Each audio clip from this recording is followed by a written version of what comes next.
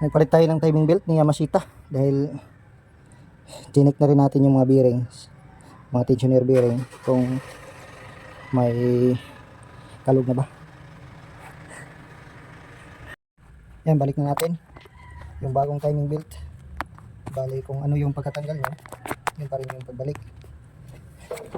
Mabilag yung silpo natin, delikado.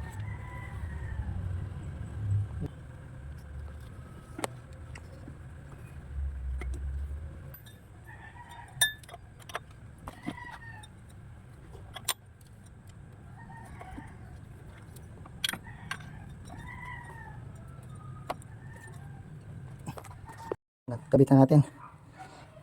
Pagtapos nyo release ng tensioner, ikutin nyo muna ulit para double check, baka may tumalon.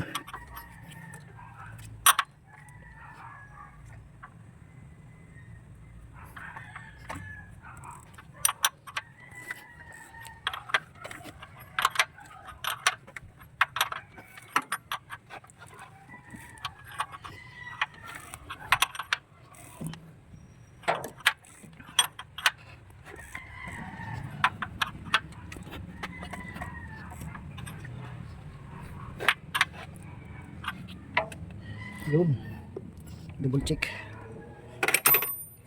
timing dito. Yun, tama. Turo ko sa inyo ulit. Yan yung timing ng ito, crankshaft. Tapos dito naman yung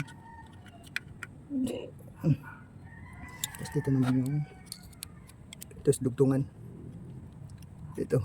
Ito yung, tapos dito yan yung maliit. Tapos dito yung maliit din, parang ipin. Yan, dito okay na yan. Ayos, bukan natin paanda rin mamaya. Few moments later. Yan, balik na natin yung mga cover.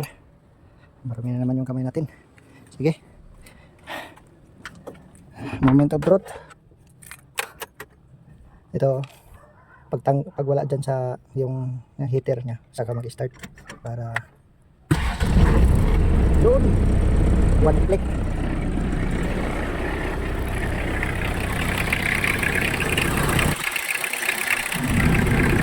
One click lang siya masita.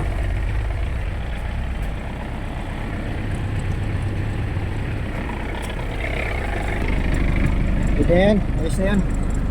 Thank you pala, nakarating ka dito sa video ko, please like lang, pwede na rin share. Thank you, God bless you all.